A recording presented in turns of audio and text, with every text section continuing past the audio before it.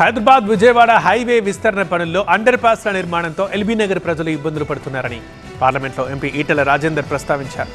వెంటనే అండర్ పాస్ల నిర్మాణం నిలిపివేసి elevated flyover నిర్మించాలని కేంద్ర ప్రభుత్వాన్ని కోరారు ఈటెల.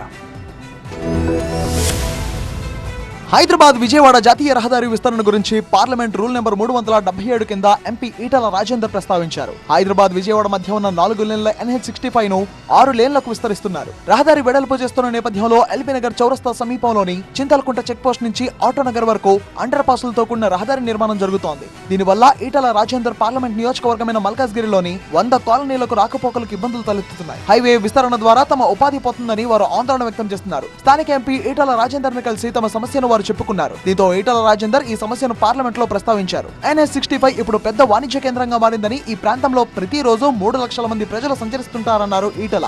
ఆటోనగర్ ఇండస్ట్రియల్ పార్క్ కి రోజు వేల వాహనాలు వస్తున్నాయని, ఇప్పుడు ఉన్న విధానం కాకుండా ఎలివేటెడ్ ఫ్లైఓవర్ నిర్మిస్తే పైన వెళ్లే వాహనాలకు ట్రాఫిక్ ఇబ్బంది ఉండదన్నారు. కింద ఉన్న సర్వీస్ రోడ్లను యథావిధిగా వినియోగించుకోవడానికి అవకాశం ఉంటుందని, వ్యాపారాలు కూడా దెబ్బతినకుండా ఉంటాయని ఈటెల రాజేందర్ తెలిపారు. ఇప్పుడు జరుగుతున్న రోడ్డు విస్తరణ పనులను వెంటనే నిలుపుదల చేయాలని, ఎలివేటెడ్ ఫ్లైఓవర్ కోసం DPR తయారు చేయించాలని కేంద్ర ప్రభుత్వానికి మల్కాజ్గిరి ఎంపీ ఈటెల రాజేందర్ విజ్ఞప్తి చేశారు.